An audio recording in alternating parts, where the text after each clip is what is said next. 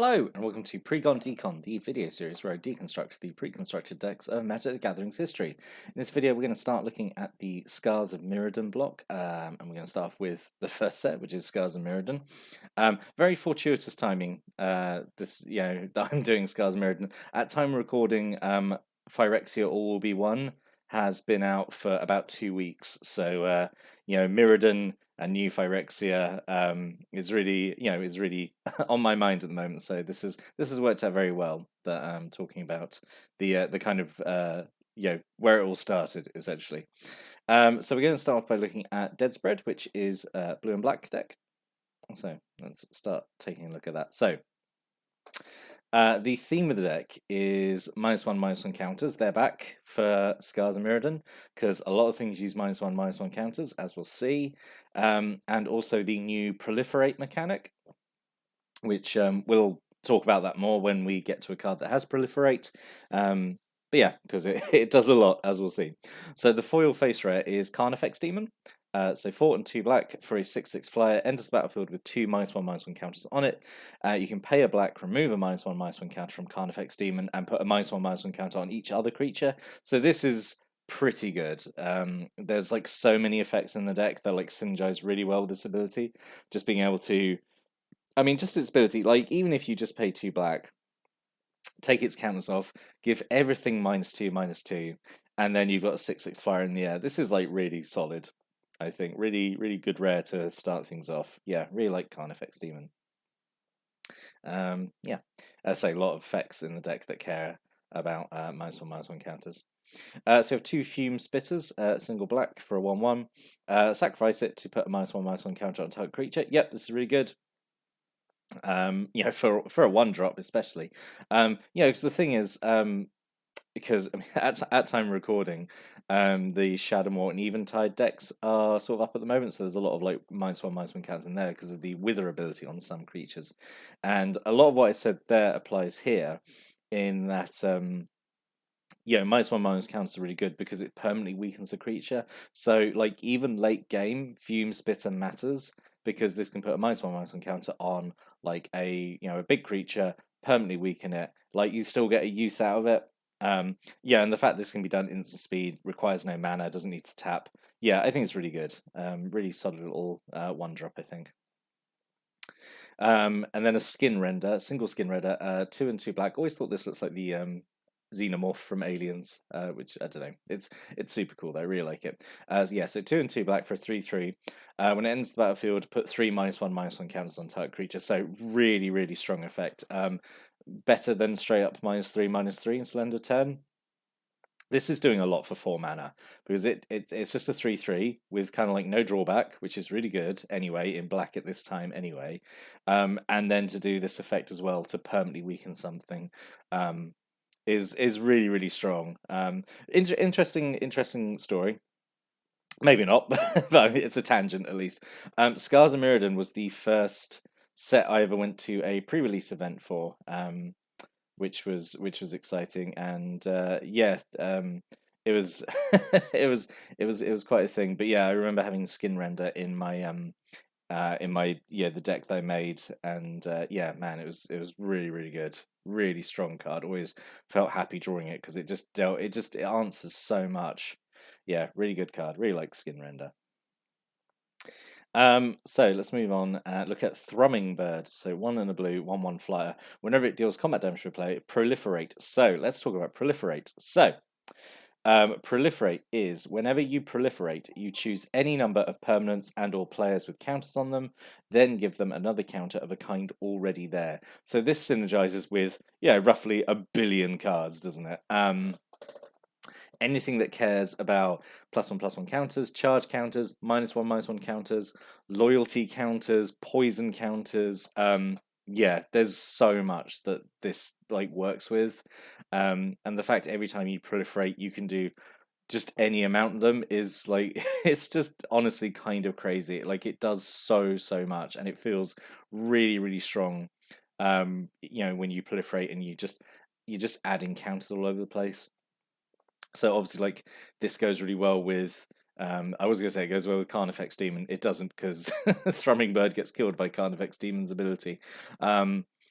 But you've got a bunch of other effects in the deck that give -1/-1 counters specific to certain things, or just super strong having two of them, and just having kind of a repeatable proliferate ability on an evasive creature is really, really strong.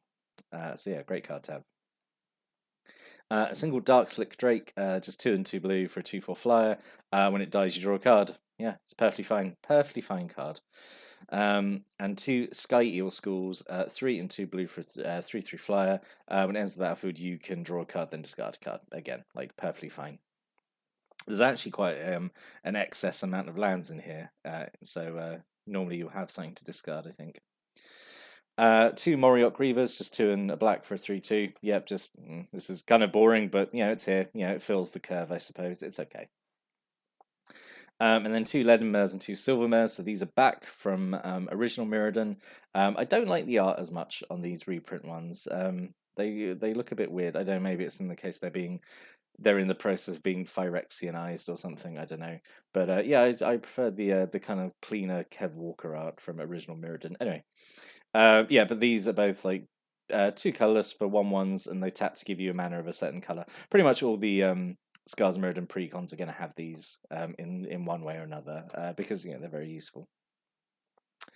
And then we have a couple of M11 cards. So Scars is continuing the trend started with Alara, which is having cards from the most recent core set in there to kind of like fill a bit of space. Unlike the Alara and Zendikar decks, though, like it doesn't get too absurd. Like you don't have a case of like where a third of the deck is M11 cards or something. We just have a Harbor Serpent and 2 Maritime Guards. Harbor Serpent is a weird choice. I think there were better blue commons in M11 that could have been picked instead, but it's fine, whatever. And Maritime Guard is like a perfectly fine like early game drop just to be defensive. It's all right. So the other rare of the deck is Contagion Engine, which is quite a beast. So 6 mana for an artifact. When it enters the battlefield, put a -1/-1 counter on each creature target player controls. That in itself is pretty good. And then you can pay 4 and tap Proliferate, then Proliferate again. So let's say you drop Contagion Engine, all your opponent's stuff gets -1/-1 counters. Next turn, you proliferate twice. So all your opponent's creatures are now at like -3/-3, at least, and then you could pop off Carnifex Demon. This is a super mean deck. Like it just is permanently, it is constantly like just weakening your opponent's side of the board. It's really, really, it's very oppressive, and it is mean, but like it scratches an itch in me of just like playing around with all these different counters, and obviously it combos with like so much again in the deck, as we'll see. But really, really solid rare to have. We have 2 Contagion Clasps, so this is like baby Contagion Engine. So 2 colorless, enters the battlefield. When it enters the battlefield, put a -1/-1 counter on target creature, and 4 tap Proliferate, just the once. This is interesting. This was actually a sort of a preview card, because there was the Elspeth versus Tezzeret dual deck, and that deck included some cards from Scars of Mirrodin before Scars of Mirrodin had been released, and this was in the Tezzeret dual deck. I really want to, I'm really excited, eventually getting to dual decks. Obviously, we'll get all these precons out of the way, but I really want to talk about dual decks and how they were actually used for a time as set previews to get people excited for the new set, which was interesting. But this is like a perfectly fine card. I think it is baby Contagion Engine. Just the fact it's another repeatable proliferate effect is really good, I think. And then we have a single Culling Deus. So 2 mana, tap, sacrifice a creature, put a charge counter on Culling Deus. 1, sacrifice Culling Deus, draw a card for every charge counter on Culling Deus. So this goes super, super well with your proliferate stuff. All you really have to do is sacrifice 1 creature, get 1 charge counter on this, and then you just start proliferating. And then you get so much value out of just sacrificing 1 creature, because you just proliferate, keep adding charge counters to it that way. So really, really nice inclusion, really nice synergy with what else is going on. We have 2 Necrogen Sensors, so 3 colors comes into play with 2 charge counters on it. Tap, remove a charge counter, target plays 2 life. Again, goes really, really well with Proliferate because you just add more charge counters to it. So this just gives you a kind of repeatable just way to keep draining 2 life out of someone. Yeah, really good. You know, so it's a bit slow and dirtly, but like it's okay as a win condition if you need it. Yeah, to do that. Single Throne of Geth, just 2 colorless. Tap, sacrifice an artifact, proliferate. Yep, another proliferate effect, which is fine. Again, synergizes so well with what you've got going on in here. Single Trigon of Corruption, 4 colors, and it's battlefield with 3 charge counters. So again, another good proliferate target. Actually, this is double synergistic with proliferate. So comes in with 3 charge counters. You can spend 2 black and tap to put a charge counter on it, or you can spend 2 colorless and tap, remove a charge counter from it to put a -1/-1 counter on target creature. So, you know, use this ability, put a -1/-1 counter on something, proliferate, give them an extra -1/-1 counter, and recharge one of your charge counters. So yeah, really, lots of really nice little synergies in this deck. We also have a Trigon of Thought, which is 5 colors. Out of all the Trigons, I think this one's a little overcosted, honestly, but. So like the Trigon of Corruption, comes in with 3 charge counters, spend 2 blue and tap it to put a charge counter back on it, and only spend 2 and tap it, remove a charge counter, draw a card. Yeah, this is fine. This is a bit slow and dirtly, I think, but it's fine. The fact, you know, it interacts so well with proliferate. You know, important to note as well about proliferate, it can't add counters where there are none. Like, if this ran out of charge counters, you wouldn't be able to proliferate and then add a charge counter to it. There has to be one there already. Which is, you know, this is the thing. I mean, like, you'd have to really burn through this really quickly to get rid of all the charge counters for proliferating. But yeah, I think it's fine. You know, just you got three turns since you draw an extra card. It's all right. But I think there's better Trigons. I think the black, red, and green ones were the best ones, personally speaking. But yeah, this one's okay. We have 2 steady progress, 2 and a blue. Just instant, you proliferate and then draw a card, which is perfectly fine. It's another proliferate effect, and it's a bit of card draw. It's fine.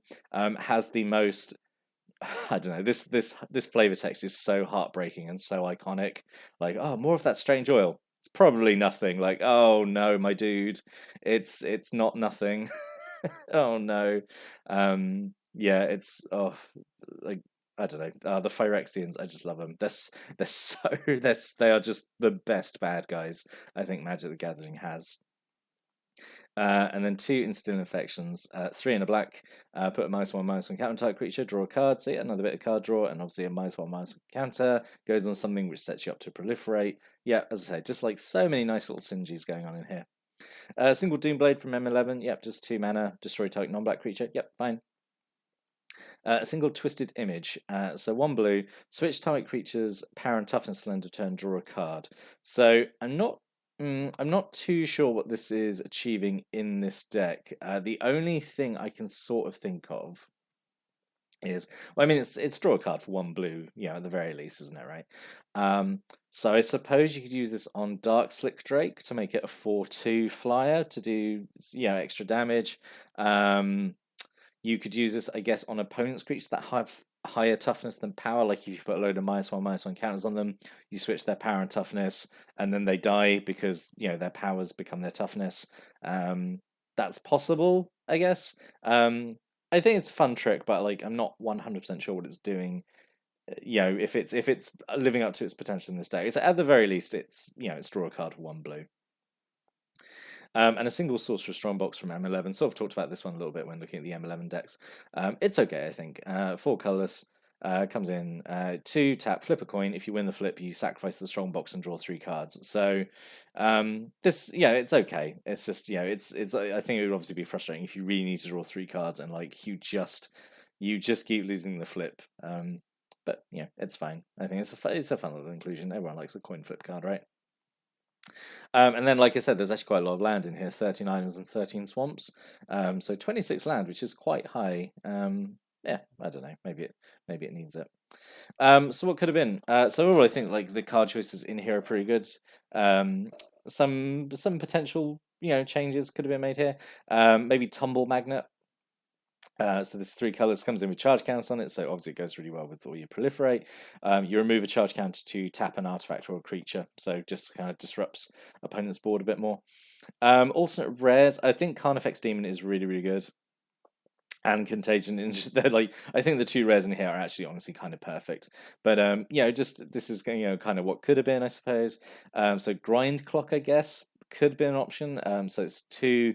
You can tap it to put a charge counter on it, and then tap it to make a player mill X, where X is the number of charge counters on it. So like, I guess it's a backup win condition by just like milling them, but I don't know, using proliferate could make the charge counters grow quicker, I suppose, but I don't know if that would have been ideal. I was only just looking for things with charge counters that could interact. Inexorable Tide. Now this could have been really spicy. So 3 and 2 blue enchantment. Whenever you cast a spell, proliferate. So it just turns every one of your spells into just keep adding counters to everything. This would have been pretty good. And it's I don't know. It's a shame. It wasn't in here. But I do think the Contagion Engine and the Carnifex Demon are really strong. If we were back in the day of having 3 rares per deck, then this would show up. But this might be a slight spoiler. This Inexorable Tide will show up again, but not in this set. So how's that for a mysterious spoiler there? Anyway, so in summary, I think this one is pretty good actually. I actually have quite a lot of fondness for the Scars of Mirrodin precons because I bought all 5 when they came out, and Group and I had like a precon night where we just we each took one and we all just played them. We had a big 5-player game. I remember this one doing pretty well, just because it really dominated the board. It was really, really strong, just putting counters everywhere and then proliferating on stuff, getting a lot of extra value out of the stuff with charge counters. And it really had this sense of all it needs to do is get one counter on things, and I know it gives this really oppressive it puts a lot of pressure on you, and has this plays a lot of mind games like, oh no, he's going to keep proliferating and keep weakening my stuff. I don't know. But in summary, I actually really like this one, which is I don't normally care too much about blue-black decks because they're not usually my kind of thing. But this one, for some reason, really scratches my itch, I think. But what do you think of this deck after seeing it? If you have any thoughts, stories, comments, opinions about this deck, please stick a comment below. Always like reading those. But I'm back next time looking at another Scars of Mirrodin precon. But until then, thanks for watching and listening. Have a great day.